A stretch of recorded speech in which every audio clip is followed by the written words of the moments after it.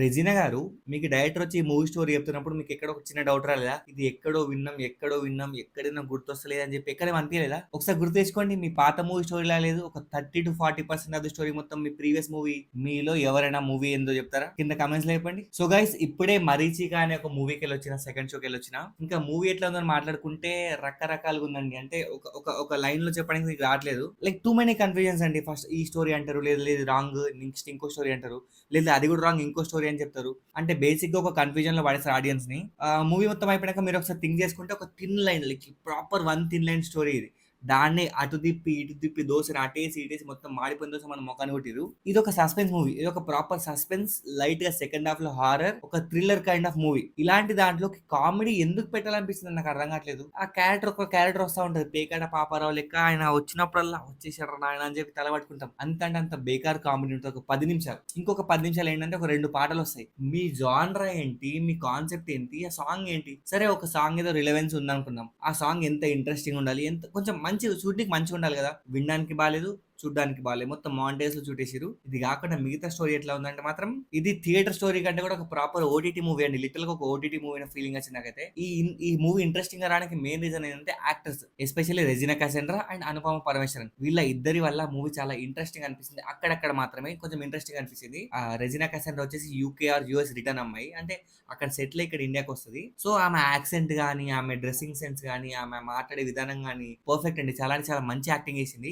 నాకు తెలిసి own dubbing అనుకుంటా, బికాస్ యాక్సెంట్ చూస్తే క్లియర్ గా అర్థమైపోతుంది తన ఓన్ డబ్బింగ్ అని చెప్పి. సో రెజినా క్యాసెంట్ పార్ట్ మాత్రం అసలు వంక పెట్టింగ్ లేదు. షీఈస్ అబ్సల్యూట్లీ స్టన్నింగ్ ఈ మూవీలో. ఇంకా సెకండ్ వచ్చేసి అనుపమ పరమేశ్వరన్.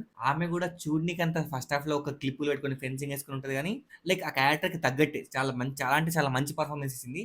సెకండ్ హాఫ్ లో ఆమె పర్ఫార్మెన్స్ గానీ, ఆమె లుక్స్ గానీ ఇట్లా మొత్తం 360 డిగ్రీస్ మారిపోతా ఉంటాయి. క్లైమాక్స్ లో మాత్రం ఒక నాన్ స్టాప్ ఒక 10 నిమిషాల సీన్ ఉంటుంది. లైక్ కట్స్ ఉన్నాయి, but scene I'm saying sequence మొత్తం. అక్కడ తన పర్ఫార్మెన్స్ ఇస్ ఎక్సలెంట్ అండి. పిచ్చి పిచ్చి నచ్చింది. ఇంకా విరాజ్, ఆయన యాక్టింగ్ ఓకే, ఆయనకి బేబీ ఫేమ్ మనకు మైండ్ లో ఉండిపోయింది కదా, దాని నుంచి బయటకు రాలేడు. ఆయన కూడా బయటకు రాలేడు. అండ్ ఆ షేడ్స్ ఈ మూవీలో కూడా ప్రాపర్ గా షేడ్స్ ఉంటాయి. ఓకే, క్యారెక్టర్ తగ్గట్టు పర్లేదు, బాగానే చేసింది అనిపించింది. ఇదే కాకుండా ఇంటర్వెల్ లో నాట్ గ్రేట్ బట్ ఒక డీసెంట్ ట్విస్ట్ వస్తుంది. క్లైమాక్స్ ఇక towards the last 30 minutes 20 minutes అన్నాక ఇంకా ట్విస్ట్లు మీద ట్విస్ట్లు పడతా ఉంటాయి. ఏ మాట కామాట సెకండ్ హాఫ్ లో ఒక ప్రాపర్ 5 to 6 మినిట్స్ నన్ను మూవీ భయపెట్టింది. లైక్ హారర్ జోన్ లోకి వెళ్ళినట్టే వెళ్ళి మళ్ళీ రిటర్న్ వచ్చేస్తుంది. సో ఈ 5 మినిట్స్ ఆఫ్ హారర్ మాత్రం కన్నా ఈ ఈ ఈ డైలాగ్ మాత్రం కొంచెం హారిఫిక్ ఉంది. బికాస్ నేను థియేటర్ లో సెకండ్ షోకి వెళ్ళినా కదా, ఆల్మోస్ట్ ఒక పట్టుమని 10 మంది కూడా లేరు. సో దాని వల్ల థియేటర్ ఎంటీ ఉండడం వల్ల కొంచెం లైట్ గా హారర్ అనిపించింది, కొంచెం భయం వేసింది. అండ్ ప్రొడక్షన్ వాల్యూస్ గానీ, మ్యూజిక్ గానీ, బ్యాక్గ్రౌండ్ స్కోర్ చాలా సీజన్ లో బ్యాక్గ్రౌండ్ స్కోర్ లేదు. అండ్ ఉన్న బ్యాక్గ్రౌండ్ స్కోర్ కూడా చాలా జెనరిక్ గా, చాలా అవుట్డేటెడ్, నార్మల్ ఉంది. ఏమన్నా బాగుందంటే ప్రాపర్ గా పర్ఫార్మెన్సెస్ బాగున్నాయి, పర్ఫార్మెన్స్ ఒకటే బాగున్నాయి. అండ్ ట్విస్ట్లు సెకండ్ హాఫ్ లో వచ్చే ట్విస్ట్లు బాగున్నాయి అనిపించింది. So as an overall movie ఎట్లా ఉంది చెప్పరా అంటే, థియేటర్కి వెళ్ళి 200 పెట్టుకున్న సినిమా అయితే కాదంటారు. అయితే నాకెందుకు అంత వార్త అనిపించలేదు. బట్ డెఫినెట్లీ ఓటీటీలోకి వస్తే మాత్రం 100% చూడమని చెప్తా. Because it's definitely time pass watch. Decent movie అనిపిస్తే కానీ పక్కా అటర్ ఫ్లాప్ కాదు, అట్లా అని చెప్పి గ్రేట్ మూవీ కాదు. ఫైనల్ గా ఒక మాట చెప్పాలంటే, థియేటర్కి వెళ్ళి బయటకు వచ్చేప్పుడు మరీ దరిద్రమైన సినిమా చూసినా, లేదంటే ఒక వరస్ట్ సినిమా చూసిన ఫీలింగ్ మాత్రం రాలేదు. పర్లేదు, ఒక డీసెంట్ మంచి మూవీ చూసిన ఫీలింగ్ మాత్రమే వచ్చింది. దట్టు ఈ మూవీ రన్ టైం కొంచెం సెకండ్ హాఫ్ లో కొంచెం లాగిర్ అనిపించింది. ఆ సెకండ్ హాఫ్ లో కొన్ని సీన్స్, కామెడీ సీన్స్ కానీ, ఆ సాంగ్స్ కానీ, లేదంటే కొన్ని ఫిల్లర్ సీన్స్ ఉంటాయి. ఇవి కట్ చేసి ఉంటే మాత్రం మూవీ ఇంకా కొంచెం క్రిస్ప్ అయ్యేది, కొంచెం ఇంకా ఎంగేజింగ్ ఉండేది. సో మీకు గనక నా రివ్యూ నచ్చి నన్ను సపోర్ట్ చేద్దాం అనుకుంటే మాత్రం please do like, subscribe to movie మంచి. మళ్ళీ ఇంకో మంచి మూవీ రివ్యూతో కలుద్దాం. Till then signing off. జిందాబాద్.